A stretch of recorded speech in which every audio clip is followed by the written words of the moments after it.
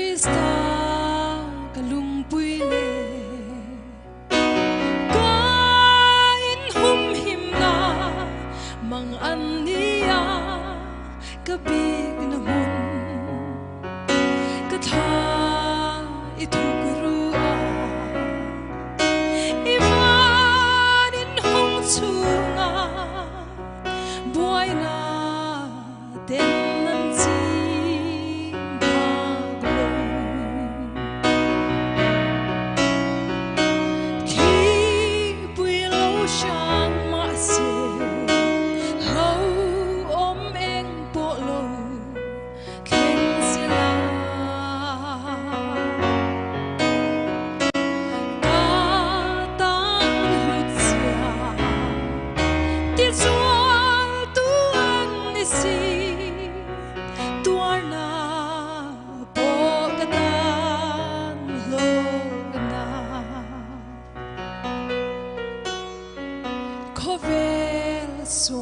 la sang ze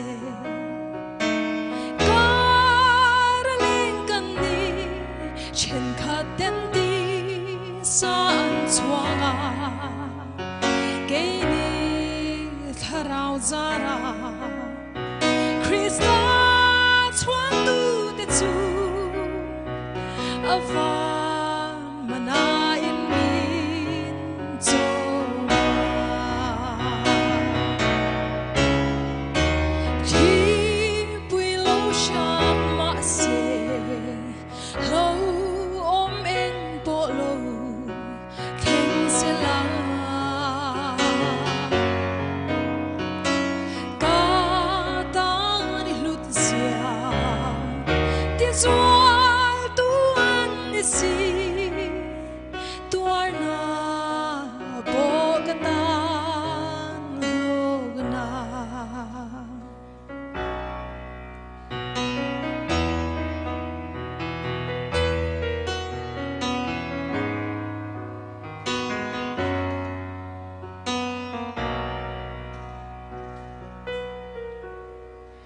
Kovel hitchwa sana ba nen hong turin kalei nun hian karin dana lei in hitchwa sana van tak sa sin hundu chu mol chu kalu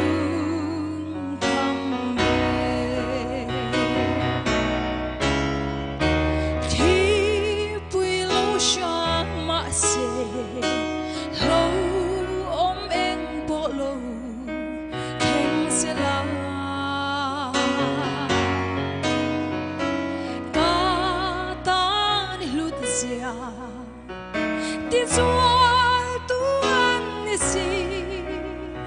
tuar na bogatan logna ti pui lo shang ma se lo om eng po lo theng sila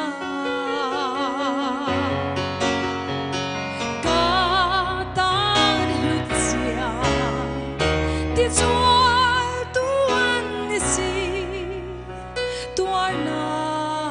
bogatan logna